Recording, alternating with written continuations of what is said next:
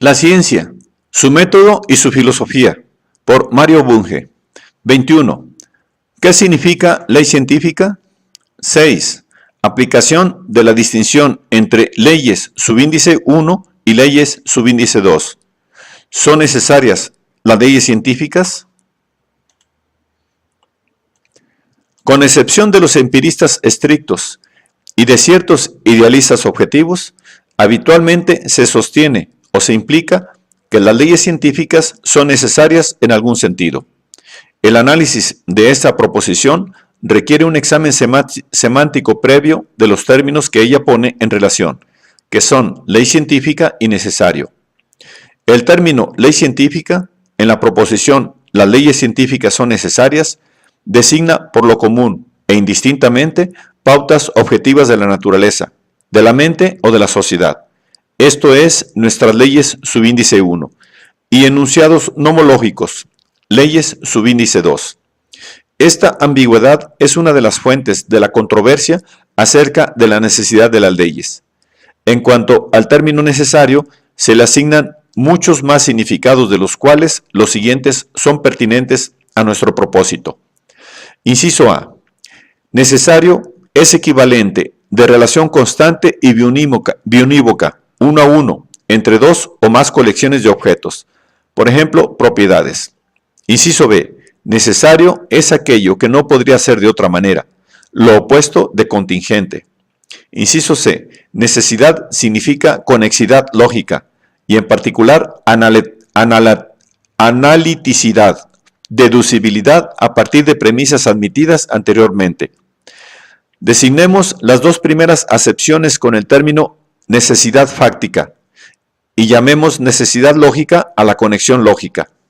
Dejaremos de lado otros significados de necesario, sea porque no tienen sentido en el presente contexto, como ocurre con la equivalencia de necesidad y legalidad, ecuación que convierte en tautológico el enunciado que estamos examinando, sea porque pueden incluirse en la necesidad fáctica o bien porque equivalen a la categoría pseudopsicológica de la inconcebibilidad.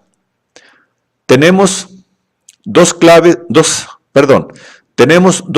de objetos generales, leyes subíndice 1 y leyes subíndice 2, y dos predicados, lógicamente necesario, que simbolizaremos con L mayúscula, y fácticamente necesario, que designaremos con F mayúscula.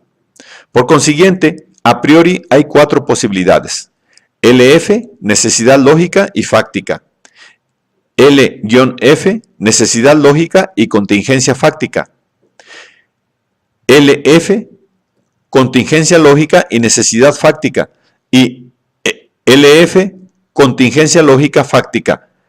Examinémosla. Inciso A. Leyes subíndice 1. Debemos excluir las posibilidades LF y L-F en relación con las pautas objetivas, pues la necesidad lógica es una propiedad de los enunciados y no de los objetivos concretos. Quedan dos posibilidades, -LF y -LF entre paréntesis. Propondré un argumento en favor de la tesis de que las leyes subíndice 1 son fácticamente necesarias y lógicamente contingentes. Si las leyes subíndice 1 fueran aisladas, si no constituyeran sistemas, entonces podría pensarse que son fácticamente contingentes. Esto es, que podrían no haber sido lo que son. Pero las leyes constituyen sistemas nómicos regionales, esto es, redes que caracterizan cada nivel de la realidad. Por consiguiente, cada una de las leyes no es contingente. Sin embargo, podría objetarse que nada nos garantiza la constancia de las leyes. Ellas podrían cambiar, y más aún, ciertamente lo hacen cada vez que emergen nuevos niveles de la realidad. La cuestión es averiguar la variación de las leyes subíndice 1, que es perfectamente concebible. Es, a su vez, contingente o necesaria. Habiendo admitido que las leyes constituyen sistemas, debiéramos concluir que si cambian, entonces lo hacen de manera necesaria, y en particular de manera legal.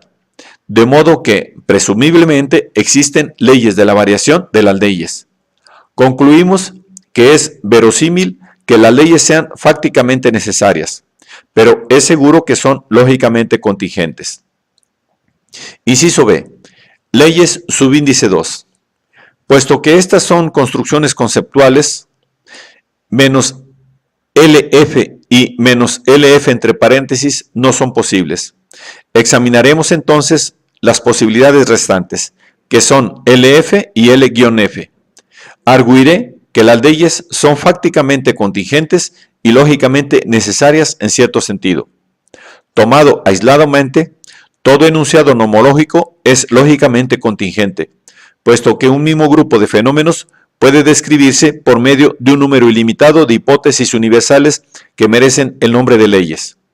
Esto, que es en esencia el argumento de Russell contra el principio de legalidad, vale para generalizaciones tales como las llamadas curvas empíricas, ya que por un número finito de puntos puede hacerse pasar infinitas curvas. Pero deja de valer cuando el enunciado nomológico en cuestión es incluido en una teoría. Esto es, cuando se pone en contacto lógico con otros enunciados de leyes. En este caso, no solo tiene el apoyo de sus casos favorables, sino que también gana el apoyo de hipótesis relacionadas con él, adquiriendo así, en cierta medida, el carácter de lógicamente necesario.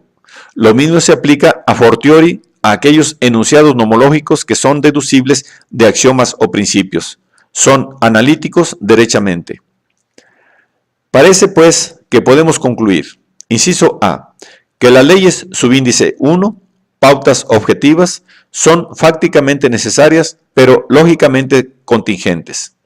Inciso B, que las leyes subíndice 2, enunciados nomológicos, son fácticamente contingentes y lógicamente necesarias.